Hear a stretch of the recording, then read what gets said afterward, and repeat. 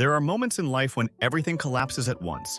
Your plans, your money, your confidence, and your sense of who you are.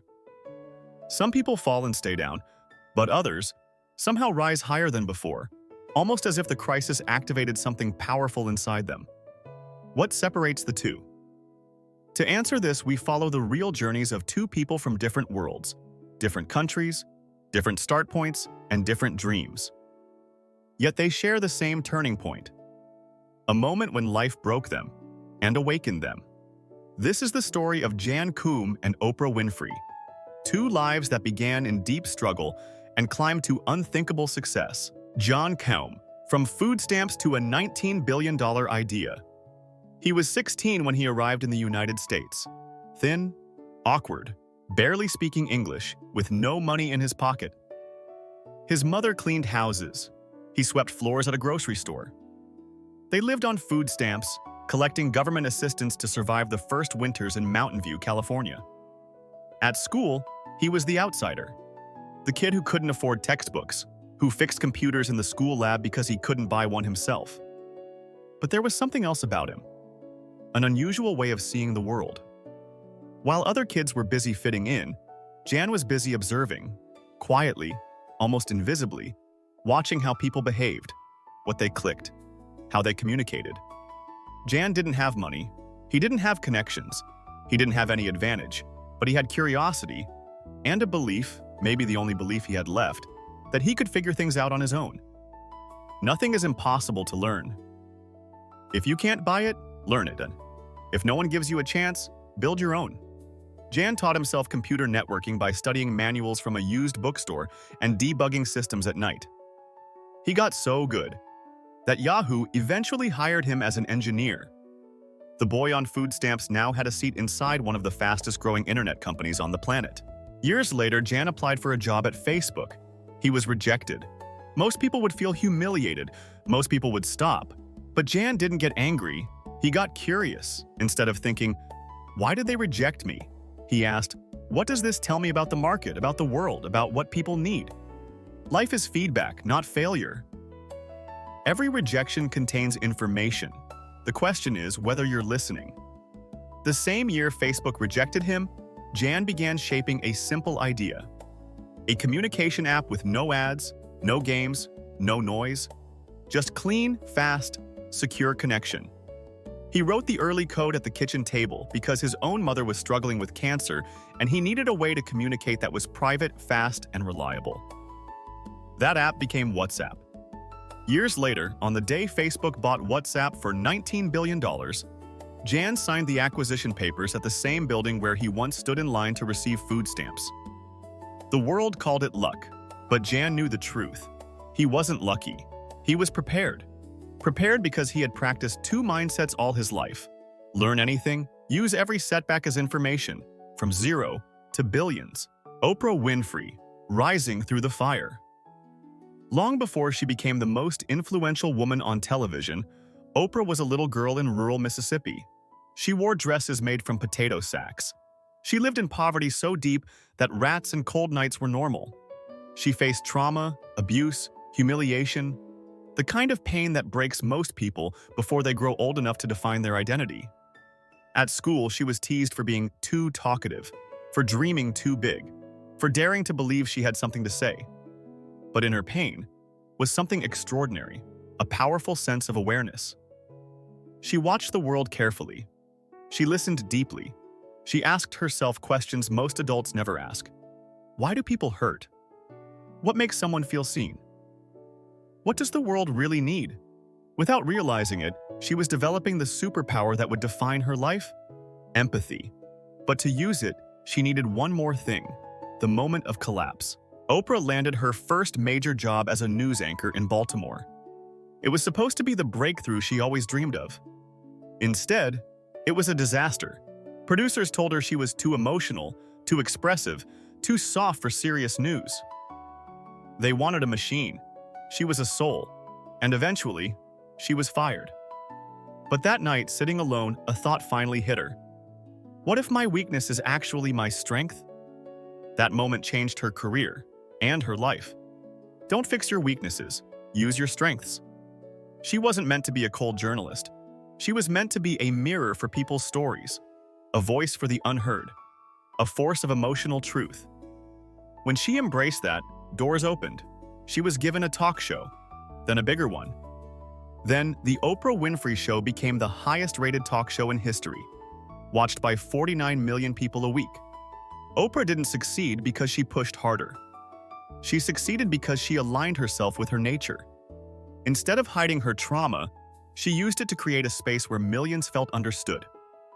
Her hardship became her fuel. Her vulnerability became her power. Her story became her empire. From a child in poverty to a billionaire, producer, philanthropist, not because she was fearless, but because she learned to use her fear as a compass. If you analyze the lives of Jan Koum and Oprah Winfrey, two people who should have failed statistically, you will discover the same two turning points. Shift. Number 1. Your identity is learned, not fixed. You can learn skills. You can learn confidence. You can learn resilience. You can learn excellence. Identity is not who you are. It's who you choose to become, repeated over time. This is how Jan went from food stamps to a global company. He didn't have the identity. He built it. Shift number 2. Crisis is information.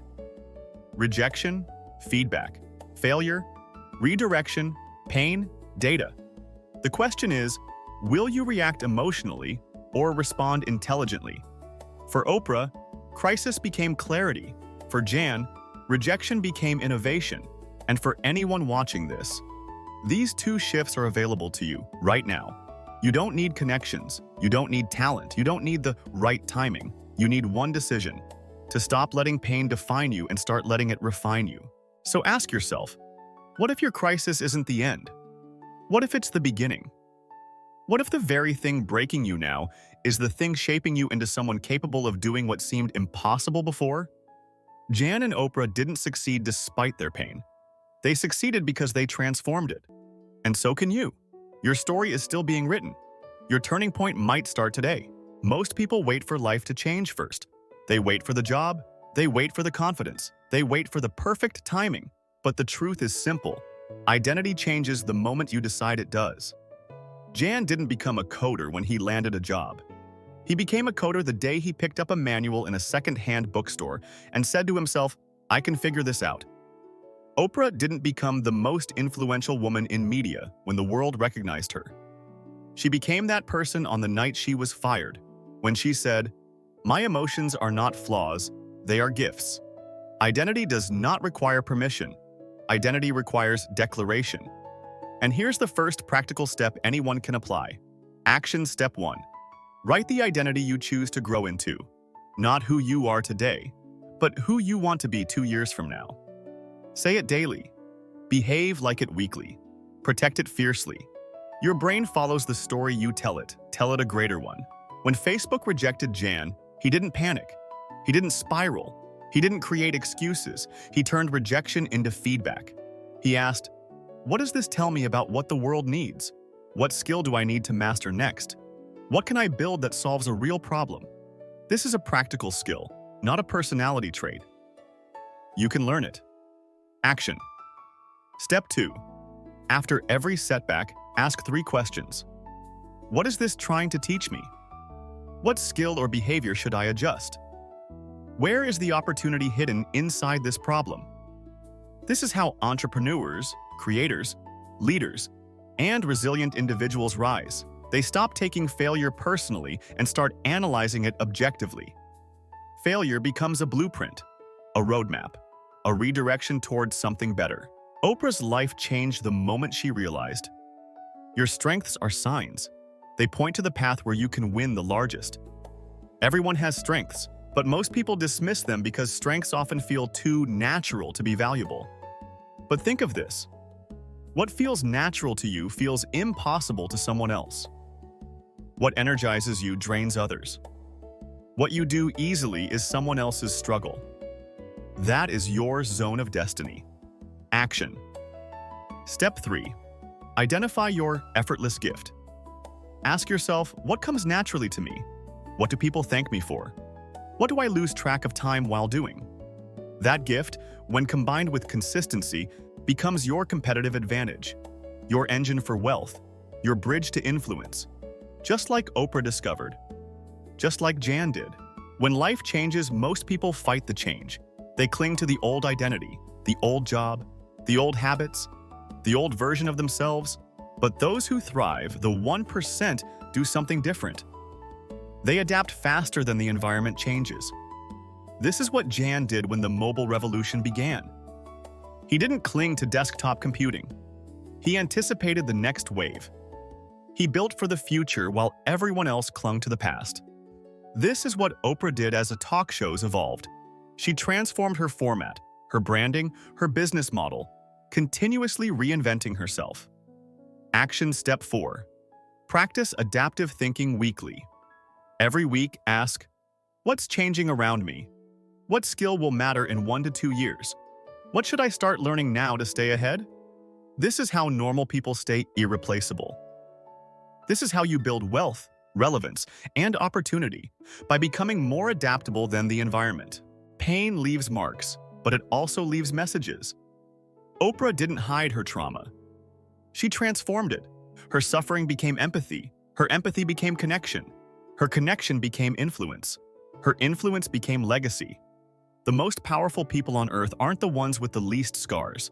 They're the ones who turned their scars into service. Your pain doesn't disqualify you. It prepares you. It trains you to help the world in a way nobody else can. Action. Step 5. Turn your struggle into service. Ask yourself, who needs to hear the story I'm afraid to tell? Who can I help because I lived through this? What wisdom did pain give me that I can offer others? Your deepest wound often contains your highest calling. Stories inspire us, but action transforms us. So here is the practical blueprint derived from Jan, Oprah, and every individual who rises from nothing to greatness. Step 1. Redefine your identity. Write who you are becoming and align your habits with that identity. Step 2. Study rejection like a scientist. Extract data. Adjust strategy. Move smarter. Step 3. Double down on your strengths. Stop fighting your nature. Leverage it. Step 4. Train adaptive thinking. Prepare for the future, not the past. Step 5. Turn pain into purpose. Transform wounds into wisdom and wisdom into impact. Step 6. Commit for 100 days. Follow these steps with discipline, and in 100 days your life will feel unrecognizable. Not because the world changed, but because you did. If these stories moved you, if you felt something awaken inside you, if you're ready to reshape your mindset, your identity, your future, then don't walk this journey alone. This channel exists to guide you, to support you, to push you, to remind you of who you truly are when the world tries to make you forget. So hit subscribe. Join this community of people rising through adversity. And every week, let these stories, lessons, and insights fuel the strongest version of you.